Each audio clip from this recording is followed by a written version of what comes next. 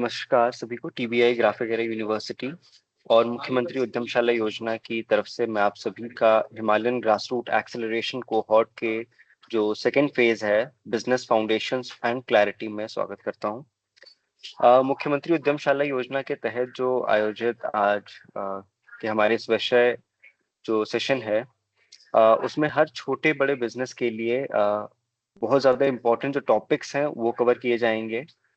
जैसे जिसका टॉपिक है understanding cost pricing and profitability for MSMEs. इस महत्वपूर्ण विषय पर हमारा मार्गदर्शन करने के लिए आज हमारे साथ जो रिसोर्स पर्सन है वो है श्री मनीष वर्मा सर। जिनको नहीं पता है उनको मैं एक बार छोटा सा इंट्रोडक्शन देना चाहूंगा। जो मनीष सर हैं हमारे साथ, उनके पास 28 साल से भी ज्यादा का एक लीडरशिप अनुभव है। वर्तमान में वो angel blue holdings private limited के फाउंडर और सीईओ है, जहां पर वो अर्ली स्टेज स्टार्टअप्स और नए एंटरप्रेन्योर्स को मेंटरशिप और बिजनेस ग्रोथ में सपोर्ट कर रहे हैं।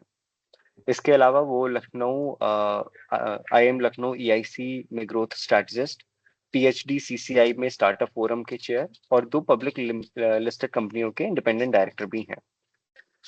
एमएसएमई और ग्रास रूट लेवल के जो बिजनेस हैं उनको आर्थिक रूप से कैसे मजबूत बनाया जाए, इस पर सर की विशेषज्ञता बेजोड़ है। आज के सेशन में हम सर से यही सीखेंगे कि अपने बिजनेस में जो लागत आती है, जो सही प्राइसिंग और मुनाफे, इन सब का जो सही संतुलन है वो किस तरीके से बनाया जाए। तो आइए शुरू करते हैं। Manish sir, over to you. Thank you Swaran. I think इससे पहले कि शुरू करूं, मेरा बहुत बहुत शुक्रिया का टीबीआई जीयू यूनिवर्सिटी का। आई थिंक जिन्होंने ये इनिशिएटिव लिया है उत्तरांचल गवर्नमेंट के साथ, आप सब स्टार्टअप फाउंडर्स का, एंटरप्रेन्योर्स का, एमएसएमईज का एक आपको पूरा मेंटरिंग करने के लिए और आपको पूरा सपोर्ट करने के लिए मेरा पूरा कोशिश रहेगा कि जितना हो सके मेरा एक्सपीरियंस के हिसाब से, नॉलेज के हिसाब से आपको जितना मैं आपके साथ नॉलेज शेयर कर सकता हूँ, मेरा वही अटेम्प्ट रहेगा। ठीक है। सो आई थिंक हमने एक सेशन कंडक्ट लिया था अभी कुछ दिन पहले। आप में से जो कुछ लोग थे, आपने आई एम श्योर कुछ तो सीखा होगा बिजनेस डेवलपमेंट, बिजनेस मॉडल्स के बारे में। सो आज का जो हम टॉपिक है, आज वही हम मॉडल वही फॉलो करेंगे। रफली 1.5 घंटे में से आई थिंक आधा पौना घंटा हम मेरा जो सेशन होगा वो हम उसको पूरा सुन लेंगे। मेरे सबसे रिक्वेस्ट यही है कि अगर किसी के कोई डाउट्स हैं, कोई क्वेश्चन है, आपने कोई सवाल पूछना है, आप उसको नोट कर लो, ताकि एक बारी जब मेरा सेशन खत्म हो जाएगा आधे पौने घंटे के बाद, उसके बाद अगले आधा पौना घंटा 1 घंटा हम पूरा उसी को डिस्कस करेंगे। ठीक है। तो आज का तो मैं एक जो प्रेजेंटेशन में शेयर कर लेता हूँ 1 मिनट। आज भी वैसे करेंगे। मेरे पास मैंने कुछ प्रेजेंटेशन स्लाइड बनाई हुई, ताकि उसको देख के मैं समझाने की कोशिश करूंगा कि हम क्या कर रहे हैं, क्यों कर रहे हैं, कैसे कर रहे हैं। तो आज का जो हमारा टॉपिक है वो है कि कोई भी हम बिजनेस रन करते हैं, छोटा हो, मीडियम हो, बड़ा कंपनी हो, ठीक है, उसमें कुछ चीजें बहुत इंपॉर्टेंट रहती हैं। जैसे आप कितना खर्चा कर रहे हो, कितना रेवेन्यू कमा रहे हो, कितना सेल्स आ रहा है, आपका प्रॉफिट है या नहीं है, डिफरेंट टाइप के प्रॉफिट क्या होते हैं, डिफरेंट टाइप के खर्चे क्या होते हैं। हम बिजनेस जो शुरू करते हैं ऑब्वियसली पैसा बनाने के लिए करते हैं ना, कुछ चैरिटी तो है नहीं। अगर चैरिटी करनी है उसके लिए फिर अलग से हम एनजीओ खोल के उसको हम चैरिटी करेंगे। ठीक है।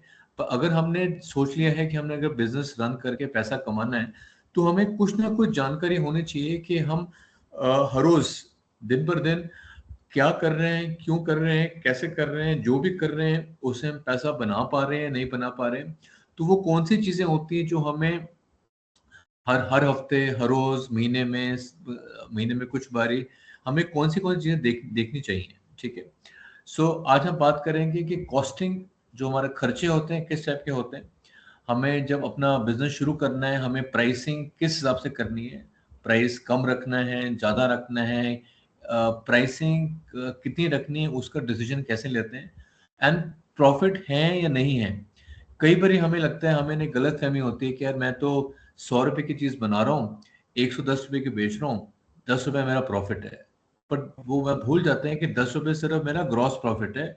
मेरे और बहुत सारे खर्चे होते हैं जिसके कारण मैं नेगेटिव जा रहा हूँ, मैं नीचे जा रहा हूँ, मेरा लॉस हो रहा है। ठीक है। तो आज का हमारा जो विषय वही है, कॉस्टिंग, क्या क्या खर्चे होते हैं, कैसे प्राइसिंग करनी चाहिए, और हमारे कितने डिफरेंट टाइप के हमारे प्रॉफिट होते हैं, ठीक है। इससे पहले कि आगे बढ़ो, एक ये है कि हमें, जैसे मैंने बताया, हम ये सब क्यों करते हैं। बहुत भी हमें हमें एक गलत फहमी होती है कि मेरा मॉडल बहुत अच्छा है। जैसे मैंने सपोज मैंने एक दुकान खोली, मेरी दुकान में मैंने होलसेल स्टोर है, मेरा दिन में मैं महीने में 10 लाख रुपए की सेल करता हूँ, तो मैं खुश रहता हूँ कि 10 लाख की सेल कर रहा हूँ, बहुत बढ़िया बहुत बढ़िया, ठीक है। पर 10 लाख की सेल करने के लिए मेरे खर्चे कितने हैं, मैं सही डायरेक्शन में जा रहा हूँ, ठीक है। मुझे अपनी, सपोज मेरे को रुड़की से, सपोज देहरादून से रुड़की जाना है, मेरी स्पीड ठीक है, मेरा रास्ता ठीक है, रास्ते में स्पीड ब्रेकर कितने आएंगे, रास्ते में ट्रैफिक कितना रहेगा, मुझे लेफ्ट मुड़ना है राइट मुड़ना है। तो जो कुछ चीजें होती है जो हमें पता होना चाहिए, हमें हमें हर रोज उसको मेजर करना चाहिए। सिमिलरली हम हर रोज, हमारा बिजनेस छोटा हो या बड़ा हो, हमें हर रोज कुछ ना कुछ चीज देखनी चाहिए कि मेरा बिजनेस जो चल रहा है, मैं बेच तो रहा हूँ, हर रोज की सेल हो तो रही है, वो सेल करने का फायदा है कि नहीं, छोटी टाइम में लंबी रेस का घोड़ा है कि नहीं। आज मैंने चलाया, 1-2 महीने चलाया, सेल बढ़ गई, लेकिन मुझे बढ़ाने के लिए मुझे पैसे और चाहिए, आएंगे नहीं आएंगे, कितना चाहिए, वो सर हम देखेंगे, ठीक है। सो कॉस्ट, अगर अच्छा, आप में से किस किस को पता है कि डिफरेंट टाइप्स ऑफ प्रॉफिट क्या होते हैं, डिफरेंट टाइप्स ऑफ कॉस्ट क्या होती हैं, कोई बताना चाहेगा। हम नॉर्मली देखते हैं कि मेरा सेल, मेरी कितनी सेल हुई, मेरा कितना खर्चा हुआ, सेल को मैंने खर्चे से माइनस करा, अगर प्लस है तो प्रॉफिट हो गया, अगर माइनस है तो मेरा लॉस हो गया। इससे ज्यादा कोई बता पाएगा कि हमारे किस किस टाइप के कॉस्ट होते हैं, किस टाइप के हमारे प्रॉफिट होते हैं, किस टाइप के रेवेन्यू होते हैं, कोई बताना चाहेगा अभी। राम सिंह रावत बोल रहा हूँ, हाँ राइजिंग जी, स्वयं सहायता समूह गढ़वाल। हाँ जी, हाँ जी रावत जी, हाँ जी, नमस्कार। जैसे हम कोई प्रोडक्ट तैयार करते हैं तो प्रोडक्ट तैयार करने की कॉस्ट अलग होती है, उसमें फ्रेट चार्ज अलग होते हैं। ठीक है। उसके अलावा जो है, जो जहाँ पे डीलर के पास भेजते हैं वो चार्जेस अलग होते हैं, प्लस क्या है, लेबर चार्जेस अलग हो गए। फिर काफी एडवर्टाइजमेंट खर्चे, प्रमोशनल जो भी हम डिजिटल मार्केटिंग, किसी तरह की मार्केटिंग पे खर्चा करते हैं, प्रिंट मीडिया, ये सारे खर्चे हो गए सर। हाँ, जब बहुत। प्रॉफिट आप इसी तरह सर, जब प्रॉफिट निकालते हैं तो प्रॉफिट में से जब हम उस ग्रॉस प्रॉफिट में से जब ये सब चीजें लेस करते हैं तो वो हमारा नेट प्रॉफिट निकल के आता है सर। ठीक है। कई तरीके से प्रॉफिट हमने सोच लिया कि हमारी 10 रुपए की चीज बनी और 20 रुपए बिकी, तो वो 10 रुपए का 10 रुपए ग्रॉस प्रॉफिट हो गया। बट हमने रॉ मटेरियल लाने के लिए जो हमने कॉस्ट, जो फ्रेट चार्जेस दिए, या अपने पास से जो हमने एडवर्टाइजमेंट के लिए पैसा खर्च करा, जो हमने जो है ट्रांसपोर्टेशन खर्च करा, जो भी डिजिटल मार्केटिंग, प्रिंट मीडिया, अटरम फटम जो भी हमने खर्च करे, पता लगा उसमें जो है, फिर हमने जो काम करा उसकी हमारी जो है अपनी भी कॉस्ट है। मगर मैं काम कर रहा हूँ तो मैं एज ए लेमैन काम कर रहा हूँ, मेरी भी एक दिहाड़ी है, मतलब मैं अपनी दिहाड़ी भी निकालूंगा। फिर पता लगा एंड ऑफ द डे अगर मेरे को 2 रुपए बचे तो मैं करूंगा नेट प्रॉफिट, जो 2 रुपए वही हमारा प्रॉफिट है। ग्रॉस बिल्कुल, प्रॉफिट कभी याद आएगा बिल्कुल सर। ठीक, बिल्कुल बिल्कुल सही, आप बिल्कुल सही रास्ते पे जा रहे हो। हमें बहुत बड़ी गलतफहमी होती है कि मैंने चीज बनाई 100 रुपए की, मैंने उसको बेचा 140 का, तो मेरे को लगता है मेरा 40 रुपए का प्रॉफिट है। लेकिन उसके अलावा हमारे और बहुत सारे खर्चे होते हैं, हमारा फैक्ट्री का है, दुकान का है, पैकेजिंग का है, ट्रांसपोर्टेशन का है, कमीशन देना है, ठीक है। वो करते करते पैसा बच जाता है सिर्फ 5 या 7 रुपया, तो अल्टीमेट, और बैंक से लोन लिया हुआ है। तो आज का हमारा विषय वही है कि हम देखें कि डिफरेंट टाइप ऑफ प्रॉफिट क्या होते हैं, डिफरेंट टाइप ऑफ कॉस्ट क्या होते हैं, कब हमने कौन सा प्रॉफिट कैसे करना है, तो आज हम वही इस पे बात करेंगे, ठीक है। सो टिपिकली हमारा क्या होता है, एक ये, अब जैसे शुरू करने से पहले, एक हमारा ये इस तरह से हमारा पूरा बनता है ना, एक हमारा रेवेन्यू हो गया, टोटल सेल। अभी आप घबराइए मत, इसको हम एक एक करके एक एक चीज को पूरा डिटेल में डिस्कस करेंगे। मैंने ये स्लाइड पहले लगा दी ताकि एक आपको एक आइडिया देने के लिए कि हम क्या क्या डिस्कस करने वाले हैं, ठीक है। एक रेवेन्यू होता है, रेवेन्यू का मतलब होता है कि मैंने एक महीने में जो सेल्स करी, उस सेल से मुझे कितना पैसा आया, ठीक है। चीजें मेरे पास, मेरी मेरी फैक्ट्री बिस्कुट बनाती है, ठीक है। मैंने बिस्कुट बेचा, बिस्कुट बेच के मेरे पास महीने में 1 लाख रुपया आया, तो मेरा रेवेन्यू आया 1 लाख रुपया। लेकिन मेरा एक डायरेक्ट कॉस्ट होती है, तो वो हम डिस्कस करेंगे, direct cost, indirect cost, operating profit क्या होता है, ग्रॉस प्रॉफिट क्या होता है, नेट प्रॉफिट क्या होता है, ठीक है। हमारे डायरेक्ट एक्सपेंसेस कौन से होते हैं, तो कौन सी चीज को, किस एक्सपेंस की, किस खर्चे की क्या अहमियत है, वो हम सारा डिस्कस करेंगे। फिर कुछ चीजें होती हैं, डेप्रिसिएशन क्या होता है, ठीक है, कब इंटरेस्ट को ऐड करना है, कब टैक्सेस को ऐड करना है। क्योंकि ऑब्वियसली अगर हम फैक्ट्री चला रहे हैं, एक बिजनेस चला रहे हैं, दुकान चला रहे हैं, हमें सरकार को टैक्स तो पे करना पड़ेगा। तो टैक्स से पहले कौन सा प्रॉफिट होता है, टैक्स के बाद कौन सा प्रॉफिट होता है, वो सारा आज हम अभी डिस्कस करेंगे।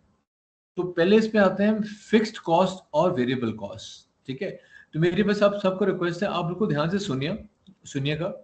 कोई आपका अगर डाउट है, कोई शक है, इसमें कोई चीज नहीं समझ आ रही, उसको आप नोट करते रहो, ताकि एक बीस को हम खत्म कर लेंगे 15-20 आधे घंटे 15-20 मिनट में, 20-25 मिनट में। उसके बाद हम अगला पूरा पौना घंटा हम ना उसको विस्तार में डिस्कस करेंगे।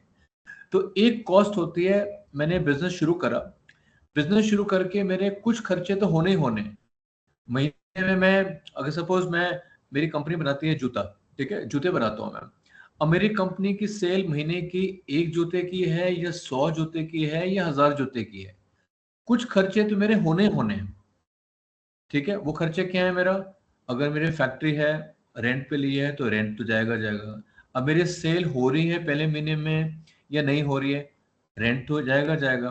ठीक है, जो मैंने लोग रखे हैं परमानेंट लोग, मेरा कोई आदमी मार्केटिंग का हो गया या मेरा सेल का आदमी हो गया, उसको भी तनख्वाह देनी है। ठीक है, अगर मैंने एक फैक्ट्री ली है, उसमें मशीन भी होगी, उसकी डेप्रिसिएशन होती है, वो मैं बताऊंगा, इसका भी बताऊंगा ग्रेजुअली कि क्या मतलब होता है डेप्रिसिएशन का। तो कहने का मतलब है फिक्स्ड कॉस्ट मेरी वो होती है कि मेरा बिजनेस की, दुकान की, फैक्ट्री की, मेरे काम की सेल जितनी मर्जी हो, लेकिन ये फिक्स कॉस्ट तो मुझे पड़ेगी। दुकान का रेंट हो गया, मेरा सैलरीज हो गई, तनख्वाह हो गई, ठीक है, हो गया। वेरिएबल कॉस्ट क्या होता है, जैसे जैसे मेरी सेल बढ़ती रहती है, मैं उसमें और मेहनत करता रहता हूँ, सेल के साथ साथ मेरी वेरिएबल कॉस्ट बढ़ती रहेगी। मैंने अगर 100 जूते बनाए तो ठीक है, 100 जूतों को बना के डब्बों में पैक करके उसका पैकेजिंग करने, उनमें लिखना, उसमें ट्रांसपोर्टेशन करना, 100 जूतों के हिसाब से वेरिएबल कॉस्ट हो गई। वही अगर मेरे पहले महीने में सिर्फ 5 जूते बने तो 5 जूतों के हिसाब से पैकेजिंग, ट्रांसपोर्टेशन, डिलीवरी कॉस्ट होगी। वही मेरे जूते के मेरे महीने की सेल हो गई 1000 जूते, 2000 जूते। ठीक है, तो जैसे जैसे मेरी सेल ऊपर जाएगी तो मेरी वेरिएबल कॉस्ट ऊपर जाएगा, सेल नीचे आएगी तो मेरी वेरिएबल कॉस्ट नीचे आएगी। ठीक है, इसमें मुझे लोगों को, अपने सेल्स की टीम को कुछ कमीशन देना पड़ेगा, कुछ जगह जगह पैसा देना पड़ता है, वो होगा। तो सारा सेल के हिसाब से फिक्स होने हैं, वेरिएबल होता है ऊपर नीचे जाएगा। ठीक है, और बताता हूँ आपको मैं। अब जो मेरा फिक्स्ड होता है, ठीक है, एक हो गया, अब जो कुछ मटेरियल है मेरा रॉ मटेरियल, फिर एक होता है मेरा फिक्स्ड कॉस्ट। एक आ जाए, उससे पहले मैं बताता हूँ कॉस्ट और एक्सपेंस में क्या फर्क होता है। कॉस्ट होता है मैं कुछ बना रहा हूँ, ठीक है, सपोज मैं जूता की फैक्ट्री लगाई मैंने।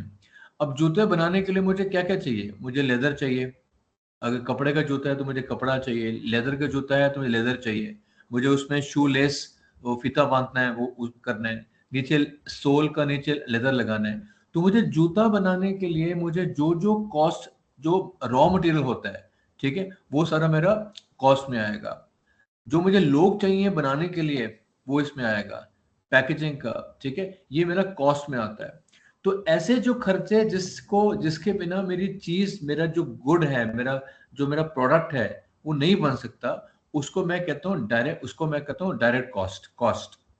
ठीक है, एक्सपेंस कौन से होते हैं, एक्सपेंस होते हैं जिसका डायरेक्टली उस पर कोई फर्क नहीं पड़ता, लेकिन मेरे को रेंट पे करना है, बिजली है, पानी है, लोगों की तनख्वाहें हैं, एडवर्टाइजिंग कॉस्ट करनी है, मार्केटिंग, वो मेरा है। इनको कब यूज करना है अभी मैं बताता हूँ आगे। ठीक है, तो ठीक है, तो फिक्स कॉस्ट में क्या क्या आता है, रेंट हो गया, लोगों की तनख्वाहें हो गई, ठीक है, पैकेजिंग वगैरह हो गया। वेरिएबल हमने डिस्कस करा, अगर 100 जूते हैं तो 100 जूतों के हिसाब से मुझे कपड़ा लेदर कम चाहिए।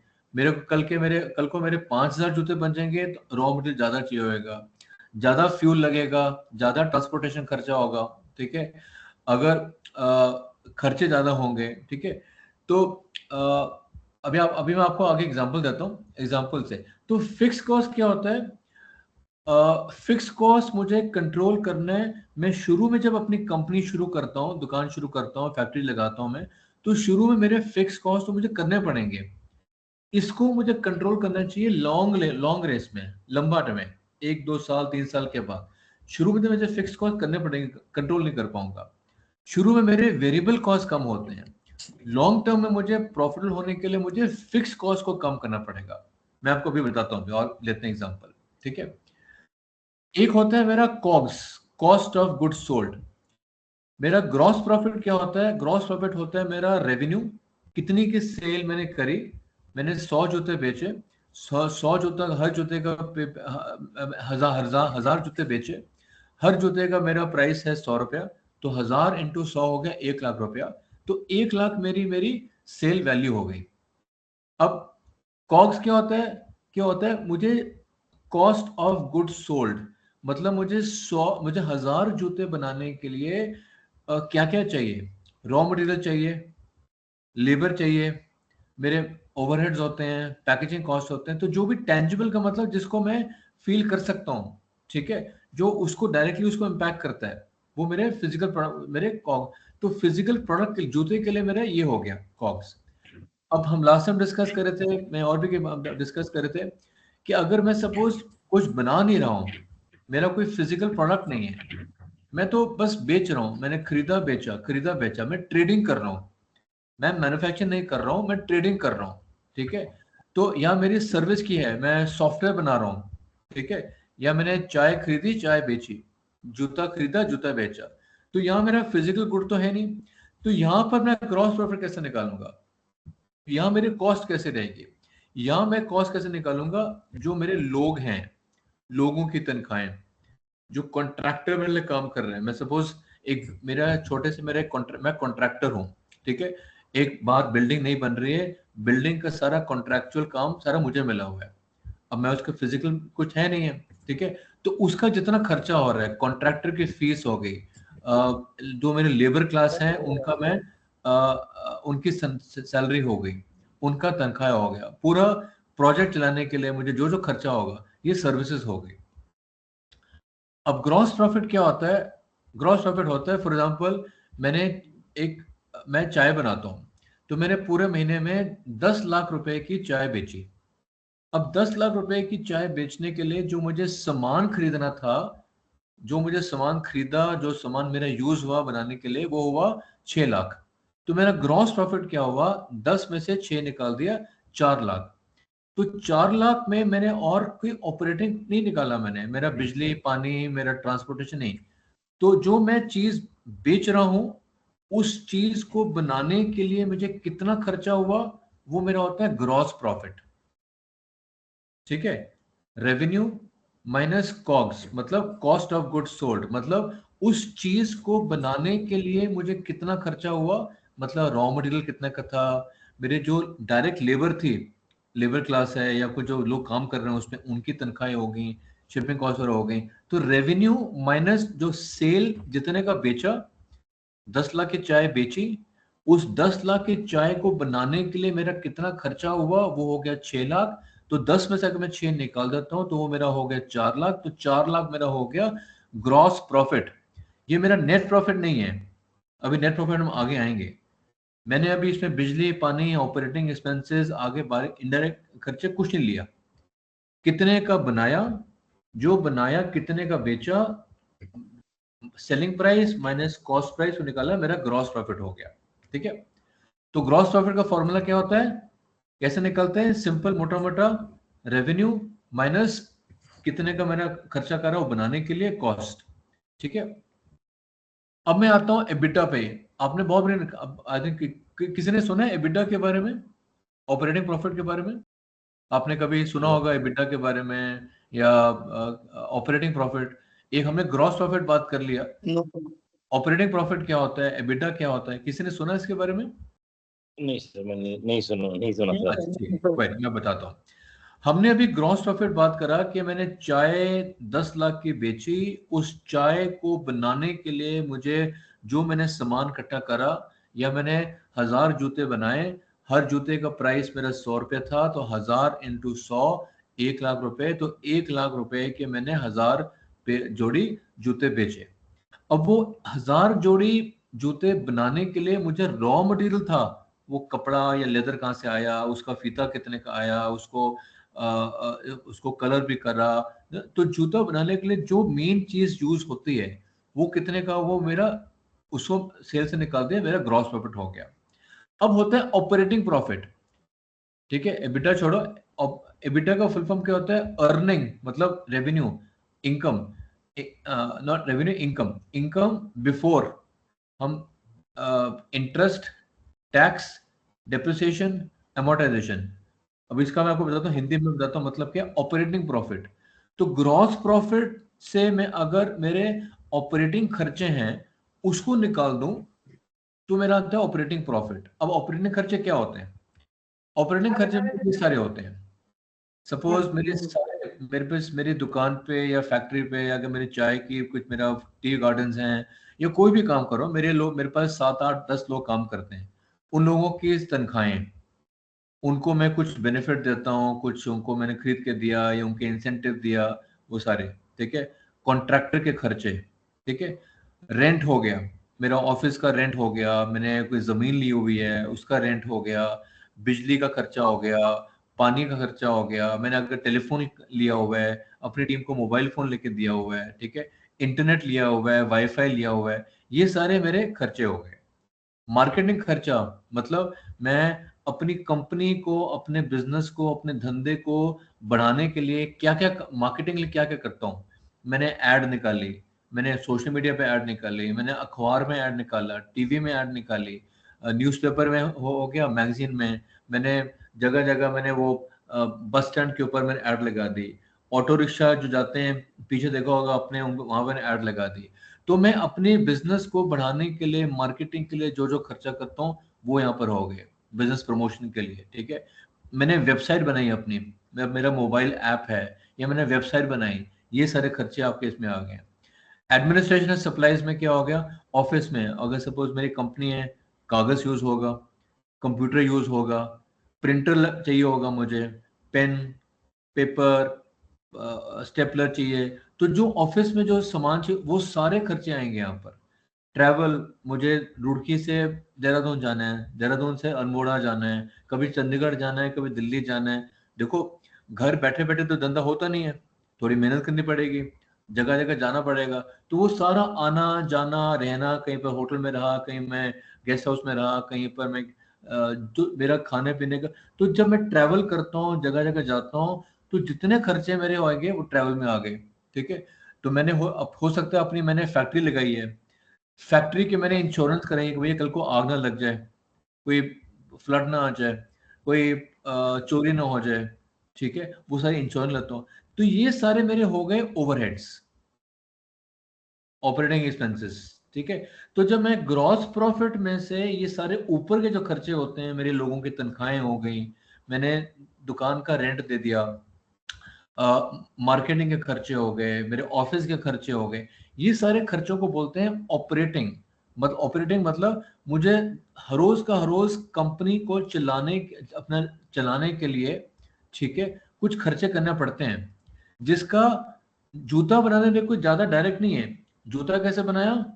सामान खरीदा, कपड़ा लेके आया, लेदर लेके आया, उसको मैंने बनाया, एक छोटी सी मशीन लगाई, उससे जूता बनाया, उसमें फीता लेसेस लगाए, उसको अच्छा सा पेंट पूंट करके कलर, एक सिंपल नाम से बता रहा हूँ, तो आपका जूता तैयार हो गया। तो वो तो मेरा ग्रॉस प्रॉफिट हो गया भैया, मैंने मटेरियल इकट्ठा करा, उसको करा, बनाया, रेडी किया और बेच दिया। 100 रुपए का बनाया, 120 का बेचा, 20 में मेरा ग्रॉस प्रॉफिट हो गया। लेकिन जब मुझे धंधा चलाने के लिए हर रोज का रोज बहुत सारे खर्चे करने पड़ते हैं, मेरे को अपने अपने मेरे लोगों, जो मैंने लोगों को रखा हुआ है तनख्वाह पे काम करने के लिए, उनकी तनख्वाहें हो गई, मुझे ऑफिस का पानी, बिजली, रेंट, वो सब देखना है, इंटरनेट देखना है, टेलीफोन मोबाइल बिल देखना है, वाईफाई कनेक्शन देखना है, मार्केटिंग के खर्चे देखने हैं, मुझे ऑफिस में कभी पेपर चाहिए, पेन चाहिए, मुझे स्टेपलर चाहिए, पेन चाहिए, मुझे जगह जगह जाना पड़ता है, मुझे कभी दिल्ली, कभी बॉम्बे, कभी अल्मोड़ा, कभी रुड़की, देहरादून में लोकल खर्चा है, ऑटो में जाना, बस में जाना, गाड़ी में जाना, ये सारे जो खर्चे होते हैं ये होते हैं आपके ऑपरेटिंग एक्सपेंसेस। तो ऑपरेटिंग एक्सपेंसेस को समझना बहुत जरूरी है। हम बहुत बड़ी इनको सोचते हैं ये तो कुछ नहीं होता है, मैंने 100 रुपए का बनाया, 120 का बेचा, मेरा प्रॉफिट हो गया। लेकिन उस 20 रुपए में से मुझे इसको भी, जो मेरा खर्चा है, ये भी निकालना होता है। ठीक है, तो ये मेरा हो गया ऑपरेटिंग प्रॉफिट। ठीक है, सो एबिटा मतलब हो गया ऑपरेटिंग प्रॉफिट। इससे क्या होता है, मेरी ऑपरेशनल, मुझे पूरे बिजनेस के ऑपरेशंस में कितनी बढ़िया तरीके से चल रहा हूं, ठीक है, वो होता है। फॉर एग्जांपल, मैंने मेरा ग्रॉस प्रॉफिट है 70,000 रुपए, अब उसमें इंटरेस्ट निकाल दूंगा, टैक्स पे निकाल दूंगा, डेप्रिसिएशन निकाल दूंगा। ठीक है, सॉरी, मेरा ग्रॉस प्रॉफिट था मेरा 1 लाख रुपया। अब ग्रॉस प्रॉफिट में से मैं बाकी ये सारी चीजें, सरकार को मुझे इनकम टैक्स देना है, प्रॉफिट टैक्स देना है, मुझे मैंने बैंक से लोन उठाया हुआ है और बैंक को मुझे लोन इंटरेस्ट भी देना है, तो सारे मेरे इनकम टैक्स, प्रॉफिट का जो इनकम टैक्स हो गया, मेरा बैंक का लोन हो गया, डेप्रिसिएशन क्या होता है अभी बताता हूँ मैं। ये सब माइनस करने के बाद तो मेरा 1 लाख में से मैंने 30,000 और निकाल दिया, मोटा मोटा मेरा रह गया 70,000। ठीक है, अभी मैं और आता हूँ, अभी बताता हूँ मैं। मैंने ये बताया आपको डेप्रिसिएशन और अमोर्टाइजेशन। डेप्रिसिएशन कोई बताएगा क्या होता है, पता है किसी को डेप्रिसिएशन? जी सर। सर, जो मशीन यूज करते हैं उसका जो मूल्य ह्रास होता है उसको बोलते हैं डेप्रिसिएशन, आई थिंक। ठीक है मैम, इसका सर, जो मैम एवरी कोई हमारी एवरी एग्जांपल। हाँ जी मैम, हाँ, इसका कोई एग्जांपल देना चाहेंगे आप डेप्रिसिएशन का? हाँ जी सर, जैसे हमने मशीन लगाई और हाँ मशीन जब ऑपरेट होती है तो मशीन एवरी ईयर जितना जितना उसमें मशीन चलाने के ऊपर जो जैसे मशीन चली तो पहले साल हमने 1 लाख की मशीन ली, उसके बाद वो मशीन हमारी जो है वो चली तो उसकी वैल्यू कम हो गई, जैसे कार की हो जाती है तो उसकी वैल्यू अब घट 80,000 रह गई। फिर नेक्स्ट ईयर वो फिर चलने के बाद उसके शॉकर्स वगैरह खराब हुए, कुछ और खराब हुआ, फिर उसकी वैल्यू 60,000, मार्केट वैल्यू 60,000 रह गई, तो उसे कहते हैं डेप्रिसिएशन। बिल्कुल ठीक, बिल्कुल बढ़िया, बहुत बढ़िया, बहुत बढ़िया। सो वही है, सो जैसे आपने बिल्कुल सही बोला। मैंने सपोज कोई मशीन खरीदी, मेरी फैक्ट्री जूते बनाती हैं, अब जूते बनाने के लिए मुझे कुछ मशीन चाहिए होंगी, तो मैंने मशीन ली 5 लाख रुपए की, और उसको मेरे को है मोटा मोटा इसकी मशीन चलेगी 5 साल। ठीक है, तो मतलब मोटा मोटा 5 साल के बाद मेरी 5 लाख रुपए मेरे खत्म हो जाएंगे, इसकी लाइफ खत्म हो जाएगी। तो मैं क्या करूंगा, 5 लाख है, 5 साल है, तो हर साल मैं उसका 1-1 लाख रुपया मैं उसकी वैल्यू कम करता रहूंगा। जब वैल्यू कम हो रही है तो एक से खर्चा ही हो रहा है ना, मेरा तो पैसा जा रहा है। मैंने चीज ली थी 5 लाख की, अब 1 साल के बाद जो 5 लाख की चीज थी उसकी वैल्यू रहेगी 4 लाख, क्योंकि 1 लाख तो कम हो गया, डेप्रिशिएट हो गया। जब 1 लाख कम हो गया तो एक तरह से मेरा खर्चा हो गया, तो डेप्रिसिएशन मेरी वैल्यू 1 लाख होगी। तो कोई भी जब कोई फिजिकल चीज होती है, जो मशीन हो गई, गाड़ियां हो गई, कोई इक्विपमेंट होता है, ये होता है डेप्रिसिएशन। उसी तरह से अगर कोई फिजिकल चीज नहीं है, ठीक है, फिजिकल चीज जिसको हम टच कर सकते हैं वो होता है टेंजिबल।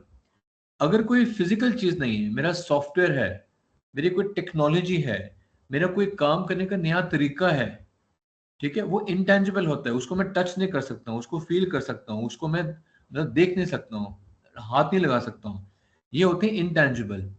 तो यहाँ पर जो अगर कॉन्सेप्ट लगाता हूँ मैं डेप्रिसिएशन का, उसको बोलते हैं अमोर्टाइजेशन। वही, मैंने नई टेक्नोलॉजी बनाई, नया चीज बनाई, मैंने उसका आईपी, पेटेंट, ट्रेडमार्क फाइल करा, ठीक है, तो उसको मैं अगले 5 साल 10 साल के लिए करता रहूंगा। तो जैसे वहां पे मैंने हर साल मेरा 1-1 लाख रुपए कम होता रहा डेप्रिसिएशन पे, उसी तरह का अगर इंटेंजिबल हुआ, लेकिन पेटेंट हो गया, सॉफ्टवेयर हो गया, ट्रेडमार्क हो गया, कोई टेक्नोलॉजी हो गई, ठीक है, उनका, तो उसकी मैं वैल्यू हर साल कम करता रहूंगा। ठीक है, तो अब मेरा नेट प्रॉफिट क्या होता है? नेट प्रॉफिट मेरा होता है तो जो मैंने निकाला था ऑपरेटिंग प्रॉफिट, अभी इसके आगे एग्जांपल लेके बताऊंगा आपको मैं। तो नेट प्रॉफिट क्या होता है, जो मेरा ऑपरेटिंग प्रॉफिट था, ऑपरेटिंग प्रॉफिट में से मैंने डेप्रिसिएशन मैंने निकाल दिया, अमोर्टाइजेशन अगर इंटेंजिबल है वो निकाल दिया, मैंने जो सरकार को टैक्स पे करना है प्रॉफिट का, सॉरी इनकम का, इनकम टैक्स, वो निकाल दिया। मैंने बैंक से लोन लिया हुआ है, हर महीने मुझे लोन देना पड़ता है, तो पूरे साल में मैंने कितना लोन का इंटरेस्ट दिया है, इंटरेस्ट निकाल दिया। सो ऑपरेटिंग प्रॉफिट में से मैंने इंटरेस्ट निकाल दिया, इनकम टैक्स निकाल दिया डेप्रिसिएशन, उसको बोलते हैं नेट प्रॉफिट। ठीक है, आपको लेता हूं एग्जांपल। सो मोटा मोटा हम क्या कह रहे हैं, ग्रॉस रेवेन्यू मेरा हो गया, मैंने 100 रुपए का एक जूता 1000 रुपए का बेचा, 1000 इंटू 100 मेरा 1 लाख रुपए हो गया, मेरी ग्रॉस रेवेन्यू हो गया। कॉस्ट का मतलब हो गया मेरा डायरेक्ट कॉस्ट कितना है, मुझे उस जूते को बनाने के लिए प्रोडक्शन कॉस्ट कितनी है, रॉ मटेरियल कितना है, लेबर कितनी लगी, वो हो गया। तो रेवेन्यू में से मैं अगर अपना डायरेक्ट और प्रोडक्शन कॉस्ट निकाल दूं, ये बनता है मेरा ग्रॉस प्रॉफिट। इससे क्या समझ आता है, समझ आता है मेरी चीजें बनाने की मेरी एफिशिएंसी कितनी है। अभी मैंने और कोई खर्चा नहीं लिया इसमें। अब ग्रॉस प्रॉफिट में से मैं मेरे अपने ऑपरेटिंग खर्चे, धंधे को, बिजनेस को, फैक्ट्री को, दुकान को अपना चलाने के लिए मेरे, हमने डिस्कस किया था ऑपरेटिंग एक्सपेंसेस, मेरा रेंट हो गया, मार्केटिंग खर्चे हो गए, ट्रैवल हो गया, ठीक है, ये सारे खर्चे निकालने के बाद मैं आता हूं ऑपरेटिंग प्रॉफिट पे, जिसको बोलते हैं एबिडा। एबिडा का मतलब क्या होता है, earning before interest, tax, depreciation या अमोर्टाइजेशन, मतलब कि ऑपरेटिंग प्रॉफिट। अब जब ऑपरेटिंग प्रॉफिट में से मैं ये सारा इंटरेस्ट, टैक्स निकाल दूंगा, ये मेरा बनता है नेट प्रॉफिट। अभी आपको बताऊंगा एग्जांपल लेके, ठीक है। सो ये हमने देख लिया डायरेक्ट कॉस्ट, इनडायरेक्ट कॉस्ट हमारा। अच्छा, अब हमें कहीं ना कहीं ना, जब आप अपना रोज बिजनेस चलाते हो, आपको पता होना चाहिए कि मेरे डायरेक्ट कॉस्ट कौन सा है, इनडायरेक्ट कॉस्ट कौन, किसको कंट्रोल कर सकता हूँ, किसको नहीं कर सकता हूँ, कौन सी मेरी फिक्स्ड है, कौन सी वेरिएबल है। तो डायरेक्ट कॉस्ट मेरी क्या होती है, डायरेक्ट कॉस्ट का मतलब होता है जिस कॉस्ट, जो खर्चा करके मेरा जूते की फैक्ट्री चल रही है, मेरे जिससे मेरा जूता बन रहा है, लेदर हो गया, फीता उसका हो गया, जूते को कलर करना है, उस पर डिजाइनिंग करनी है, मुझे कभी लाल, पीला, काला, हरा जूता बनाना है, उस पर डिफरेंट कलर लगाने, तो जूते का सेट बनाने के लिए जो डायरेक्ट खर्चा हो रहा है उसको बोलते हैं डायरेक्ट खर्चा। इनडायरेक्ट खर्चा मेरे होते हैं जो मेरा बाकी खर्चे हो गए, रेंट, बिजली, पानी, इंटरनेट, बाकी सैलरी, ठीक है। उसी तरीके से एक होता है डायरेक्ट, इनडायरेक्ट, एक होता है फिक्स्ड या वेरिएबल, ठीक है। फिक्स्ड में वही हो गया जो मेरे खर्चे फिक्स्ड हैं। आपको याद होगा मैं पहले क्या बात कर रहा था, मैं महीने में 1 जूता बेचूं या लाख जूता बेचूं, मेरे कुछ खर्चे मेरे फिक्स रहेंगे। अब फैक्ट्री लगाई है, रेंट तो देना पड़ेगा, अंदर काम हो रहा है नहीं हो रहा, रेंट तो देना पड़ेगा, लोगों को रखा है भाई शुरू में, ठीक है, टाइम लग रहा है जूते बनाने में, लेकिन लोगों को रखा है, उनकी तनख्वाहें जाएंगी। मैंने मशीन खरीद ली जूते बनाने के लिए, अब मशीन, जूता बनाना शुरू होगा 3 महीने के बाद, लेकिन मशीन तो मैंने खरीद ली, वो पहले महीने से उसकी वैल्यू कम हो रही है। तो ये मेरे फिक्स खर्चे हैं। वेरिएबल खर्चे हम डिस्कस करा, जैसे चीजें मैं बनाता रहूंगा, 100 जूतों के लिए कम सामान चाहिए, 500 के लिए ज्यादा सामान चाहिए, 1000 के लिए ज्यादा सामान चाहिए। जितना मैं बेचता रहूंगा उतना ज्यादा पहले बनाऊंगा, बेचूंगा, मेरी वेरिएबल कॉस्ट बढ़ती रहेगी, ठीक है। सो अब ऐसा रहता है मेरा, मैं आपको एग्जांपल लेकर बताता हूं। मैं ये एग्जांपल लेते हैं, हिमालयन हर्बल एक टी कोऑपरेटिव है। वो क्या करते हैं, सपोज उन्होंने महीने में 5000 पैकेट बेचे, ऐसे साल भी लेते हैं, उन्होंने पूरे साल में हर चाय का पैकेट उनका 100 रुपए का है, उन्होंने 5000 पैकेट बेचे, तो 5000 पैकेट मल्टीप्लाई बाय 100 रुपए का एक पैकेट हो गया 5 लाख रुपया। तो उनका ग्रॉस रेवेन्यू जो हो गया वो हो गया 5 लाख रुपया। अब 5 लाख रुपए की सेल करने के लिए उनका प्रोडक्शन कॉस्ट क्या था, मतलब उनको वो चाय बनाने के लिए जो आपका हर्ब्स होती हैं, पैकेजिंग कॉस्ट हो गया, डायरेक्ट लेबर हो गया, वो हो गया 2,75,000। अब 5 लाख में से आप 2,75,000 निकाल दो, ये रह गया आपका 2.25 लाख, आपका ग्रॉस प्रॉफिट। 5 लाख, मैंने 2,75,000 चीज बनाई, बेचा उसको 5 लाख, तो 2.25 लाख, 2,25,000 मेरा ग्रॉस प्रॉफिट हो गया। अब इसमें मैं ऐड करूंगा मेरे वेरिएबल खर्चे। वेरिएबल खर्चे मेरे क्या हो गए, मेरा ट्रांसपोर्ट का खर्चा हो गया, मुझे जगह जगह कमीशन देना है, वहां पर लोगों को इंसेंटिव देना है, लोगों को पैसा देना है। फिक्स ये हो गया मेरा 75,000। फिक्स खर्चा मेरा कौन सा है, फैक्ट्री लगाई है भाई जूतों बेचने चाय की, तो उस पर मुझे मशीन लगानी है, मुझे सैलरी देनी है, ठीक है, तो ये मेरा रेंट हो गया, बिजली पानी हो गया, ठीक है, ये मेरा फिक्स कॉस्ट हो गया। तो फिक्स कॉस्ट हो गया 55,000, वेरिएबल कॉस्ट हो गया 75,000, तो 75 और 55 हो गया 1,30,000। 2,25,000 में से मैं 1,30,000 निकाल दूंगा, वो रह जाएगा 95,000, 95,000। ये मेरा हो गया एबिटा, मतलब कि ऑपरेटिंग प्रॉफिट। अब ऑपरेटिंग प्रॉफिट में से मैं निकाल दूंगा इंटरेस्ट, टैक्स, डेप्रिसिएशन, मोटा मोटा, ये हो गया 25,000। तो 95,000 में से 25 निकाल दिया, मेरा नेट प्रॉफिट जो है 70,000 का है। मैं फिर से बताता हूं, एक चाय का पैकेट 100 रुपए का, मैंने पूरे साल में 5,000 पैकेट बेचे, तो मेरी टोटल में साल में सेल कितनी हुई? 5 लाख रुपए की।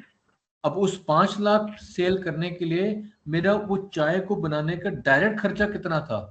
वो था 2,75,000। तो मेरा ग्रॉस प्रॉफिट तो लग रहा है मुझे बहुत बढ़िया भाई, तो मैंने 2,75,000 का बनाया, 2,25,000 मैंने प्रॉफिट बना लिया, ग्रॉस प्रॉफिट। मैं तो खुश हो गया कि बहुत बढ़िया 2,25,000।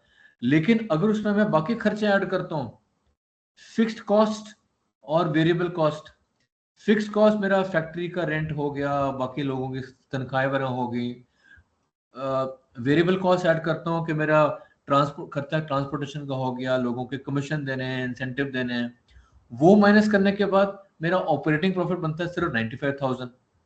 अब मुझे बैंक से लोन लिया हुआ है, वो भी माइनस करना है, सरकार को मुझे इनकम टैक्स भी पे करना पड़ेगा, वो मेरे पीछे पड़ जाएंगे, रेट पड़ जाएगी। मशीनें लगाई हैं चाय बनाने के लिए, उसकी डेप्रिसिएशन भी हो रही है, ठीक है, वो भी वैल्यू कम हो रही है। तो वो सारा कुछ माइनस करने के बाद जहां मेरे को लग रहा था कि मेरा ग्रॉस प्रॉफिट 2,25,000 है, अब वो 2,25,000 कितना रह गया? वो रह गया सिर्फ 70,000। तो मोटा मोटा मैंने साल में मेरा नेट प्रॉफिट जो मेरे हाथ में आया है वो आया है 70,000।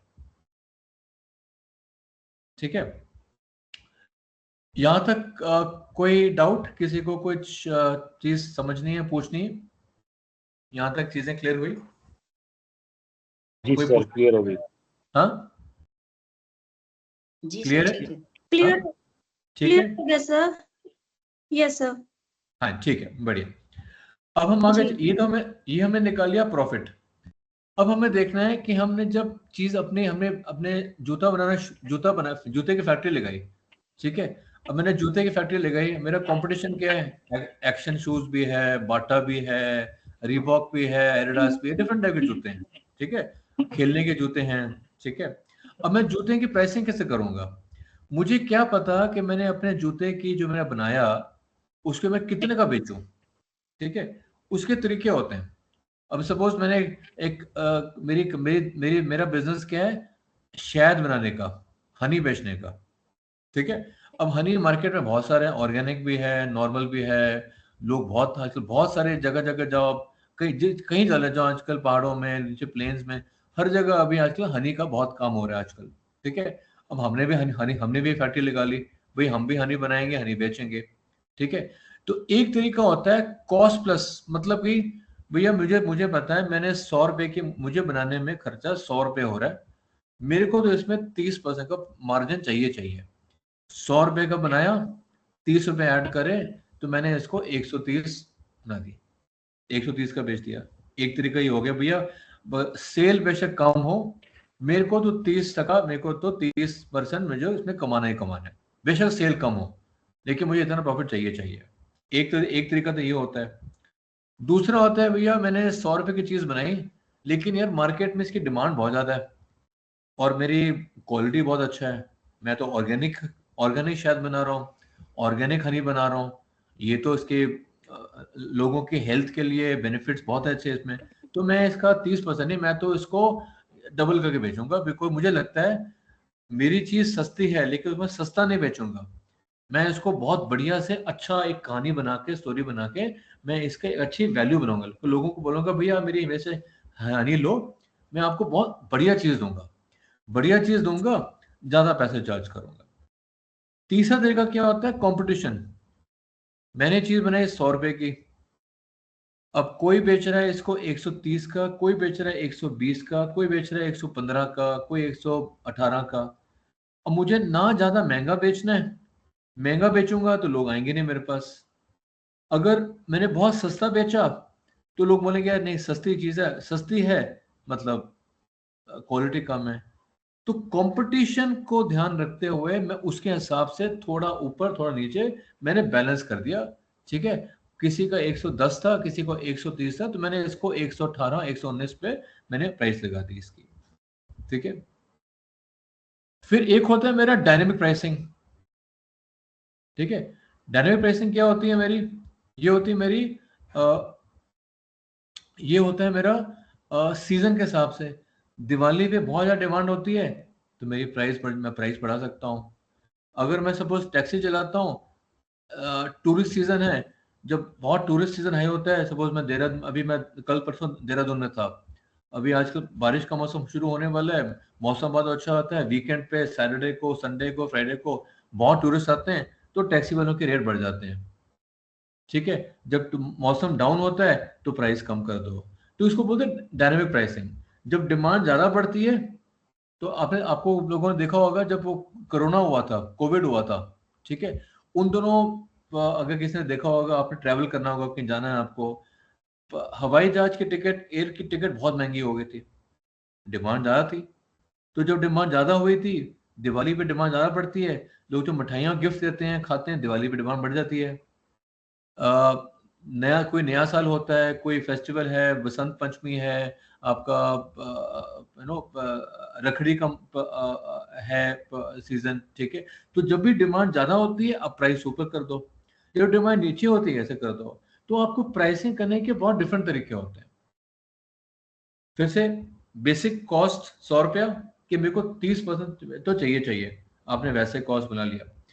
दूसरा होता है मैंने बनाया 100 रुपए का, लेकिन मेरी चीज बहुत बढ़िया है भाई, वो तो मेरी खासियत है, मैंने उसको प्राइस कम पे बनाया, लेकिन मैं उसको महंगा बेचूंगा बिकॉज मुझे लगता है कि मेरी इसकी वैल्यू बहुत ज्यादा है, तो इसको मैं महंगा बेचूंगा, और ये बोल के कि भाई इसमें क्वालिटी बहुत अच्छा है, इसमें आपको बहुत अच्छा मिलेगा। तीसरा तरीका होता है कंपटीशन, कि भैया ना ज्यादा महंगा ना ज्यादा सस्ता। फिर चौथा होता है डायनेमिक, कभी ऊपर कभी नीचे, डिमांड कम है तो प्राइस गिरा दो, जब डिमांड बहुत ज्यादा है तो प्राइस ऊपर ले जाओ। ठीक है, तो ये कुछ तरीके होते हैं आपके प्राइसिंग करने के लिए। तो मोटा मोटा हम क्या करें, आपकी हर हर कंपनी के लिए, हर फैक्ट्री के लिए, हर एमएसएमई के लिए, हर फाउंडर के लिए कुछ चीजें बहुत जरूरी होती हैं। आपको अपना हर महीने आपको प्रॉफिट एंड लॉस, अपना ये अकाउंट स्टेटमेंट चेक करना चाहिए कि मेरे कितने खर्चे हो रहे हैं मेरा, और खर्चों को सिर्फ खर्चा मत देखो, उसको देखो मेरी प्रोडक्शन खर्चा कितना हो रहा है, मेरा डिस्ट्रीब्यूशन खर्चा कितना हो रहा है, मुझे मार्केटिंग में, ओवरहेड्स में जो हमने पढ़ा, मेरा फिक्स्ड कॉस्ट कितना खर्चा हो रहा है। तो अपने आप के लिए वो आपको पता होना चाहिए कि मेरा डायरेक्ट फिक्स्ड कॉस्ट कितना है, वेरिएबल कॉस्ट कितना है, मेरा डायरेक्ट खर्चा कितना है, मेरा इनडायरेक्ट खर्चा कितना है। ठीक है, अपने आप को कंपटीशन से हमेशा कंट्रोल कंपेयर करो।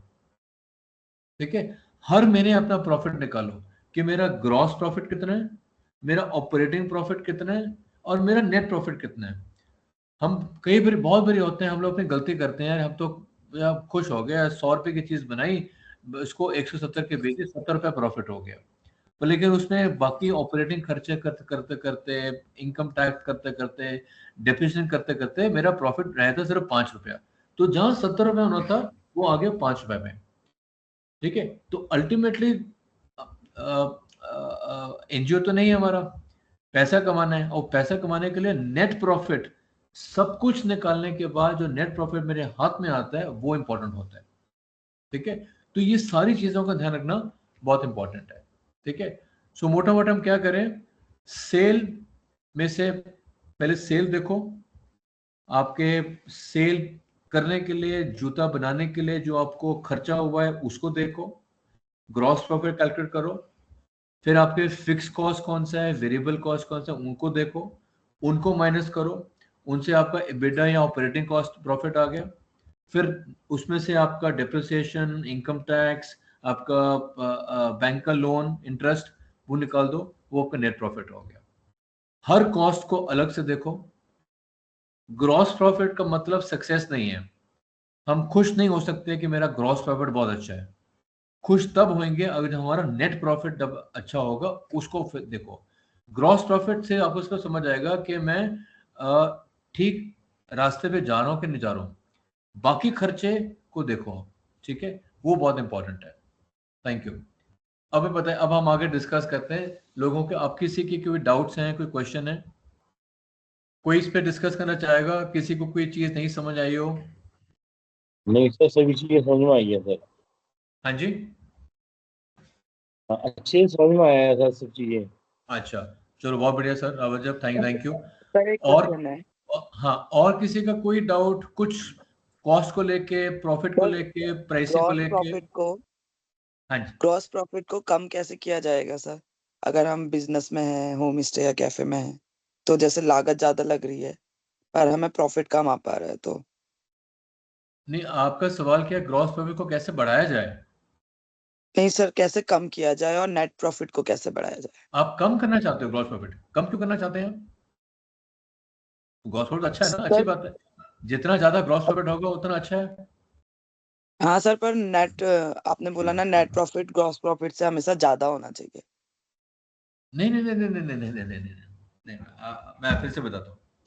हाँ सर, एक बार और बता दीजिए, हाँ, कंफ्यूजन है। मैं फिर से बताता हूँ आपको। एक मिनट ठहरो। मेरी अभी स्क्रीन दिख रही है? जी सर।